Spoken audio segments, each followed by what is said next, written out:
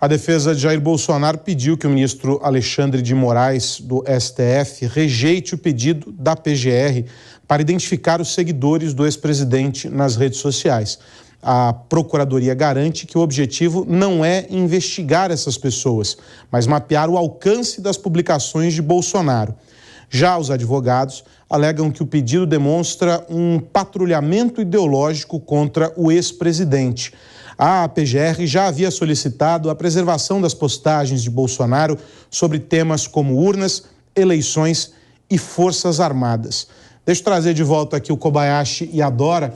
Esse é mais um desdobramento dessas muitas investigações contra o ex-presidente. Qual que é a tua leitura, Dora, sobre essa demanda feita pela PGR? Esse pedido não faz sentido, né? Ele não tem pé, não tem cabeça, não tem principalmente explicação, porque para monitorar engajamento, todo mundo sabe, até eu que sou uma semi-analfabeta na questão digital, sei perfeitamente que não é preciso ter um acesso a uma listagem de seguidores para se fazer esse monitoramento. Esse tipo de coisa, eu tenho a impressão que o Supremo vai rejeitar esse pedido, porque, pelo menos ao que está exposto até agora, a Procuradoria não conseguiu explicar por que pediu isso, qual é a necessidade, qual é o fato. Isso, Aras, isso só leva água para o moinho da teoria de que há uma perseguição por parte das autoridades do Ministério Público, até mesmo do Supremo. Eu achei, por todos os aspectos, lamentável, tanto é que a Procuradoria veio se explicar e não explicou nada, dizendo que as pessoas não estão sob investigação. Ok, então para que a lista das pessoas? E são quantos bilhões? Eu nem sei quantos bilhões de seguidores tem o ex-presidente Jair Bolsonaro, 20, 30, sei lá, 10, que seja. Vai ter uma listagem de seguidores para fazer o quê? Eu achei completamente vou até te falar, um erro da Procuradoria. Você sabe, Koba, que a impressão que eu tenho às vezes, e aí a cobertura de tecnologia me fez ao longo do tempo olhar essas questões, porque existe aquilo que, e aí você como advogado pode nos dizer muito melhor do que qualquer outra pessoa, existe aquilo que na peça jurídica, quem está escrevendo consegue materializar, e existe aquilo que é viável sob o ponto de vista tecnológico. E muitas vezes essas duas coisas elas não se encontram, elas se perdem em alguma bifurcação da história. Este me parece ser o caso. Na ânsia de um pedido para se entender algo que poderia ser feito por uma consultoria técnica pela própria PGR, afinal de contas, os números de seguidores, as postagens, tudo isso está aberto nas redes sociais, os perfis do ex-presidente são públicos, se pediu mais do que se pode entregar. Inclusive à luz, me parece, de uma legislação recente, a Lei Geral de Proteção de Dados. Uma vez que a gente está falando de milhões de pessoas, dados que são protegidos pelas plataformas por força de uma lei que foi sancionada pelo presidente Temer, já no apagar das luzes do governo dele, que foi regulamentada durante o governo Bolsonaro e caminha agora para uma nova fase durante o governo Lula. Ou seja, o pedido não condiz com aquilo que o próprio instrumento jurídico que se criou ao longo dos anos estabelece. É tão confuso quanto parece, né?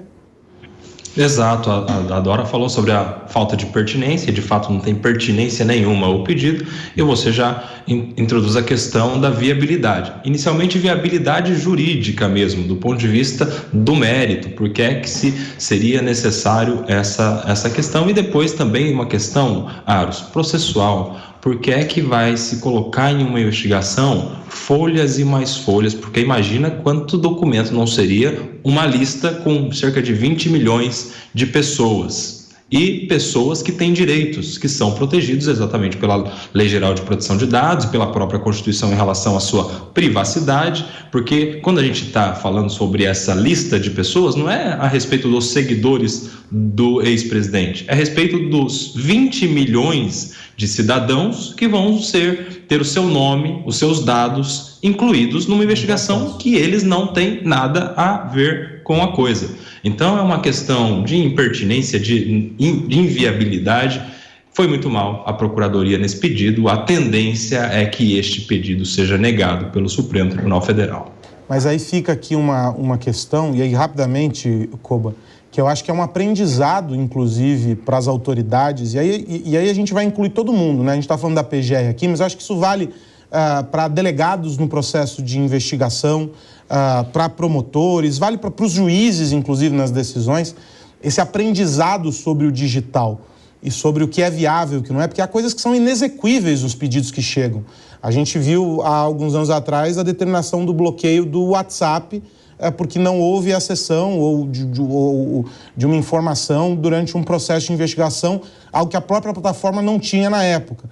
Ou seja, esse aprendizado ele está sendo construído e a gente sabe que o direito não caminha na mesma velocidade que a inovação, né? O legislador ele não acompanha essa mesma velocidade. Esses tropeços eles vão ser cada vez mais frequentes à medida que esses debates tendem a acontecer cada vez mais no meio digital, né?